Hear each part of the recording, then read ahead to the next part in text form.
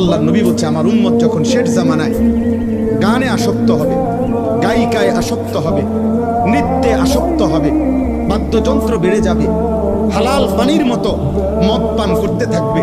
আল্লাহ রাসূল সাল্লাল্লাহু আলাইহি ওয়াসাল্লাম বলেছেন ইজা যাহারাতিল কাইনাত ওয়াল মাআজিফ ওয়াস্তাহাল্লাতিল খামরা, আল্লাহ নবী বলেন আমার উম্মতকে তখন মাটিতে ধসিয়ে দেওয়া হবে, পাথরের বৃষ্টি বর্ষণ করা হবে, চেহারা বিকৃত করে।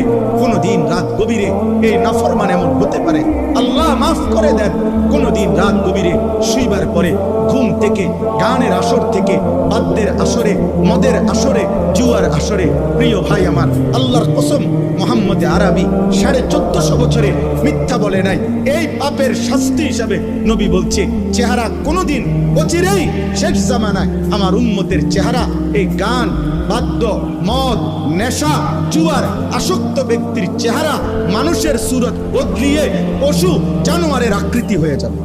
আল্লাহ নবী বলছে আমার উম্মত যখন শেষ জামানায় গানে আসক্ত হবে, গায়িকায় আসক্ত হবে, নৃত্যে আসক্ত হবে, বাদ্যযন্ত্র বেড়ে যাবে, হালাল পানির মতো মদ পান করতে থাকবে।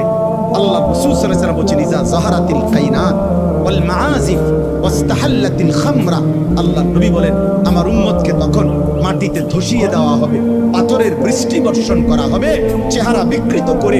কোনদিন রাত গভীরে এই নাফরমান এমন হতে পারে, আল্লাহ মাফ করে দেন, কোনদিন রাত গভীরে শুইবার পরে ঘুম থেকে, গানের আসর থেকে, বাদ্যের আসরে, মদের আসরে, জুয়ার আসরে। প্রিয় ভাই আমার, আল্লাহর কসম, মুহাম্মদ আরবি 1450 বছরে মিথ্যা বলে নাই।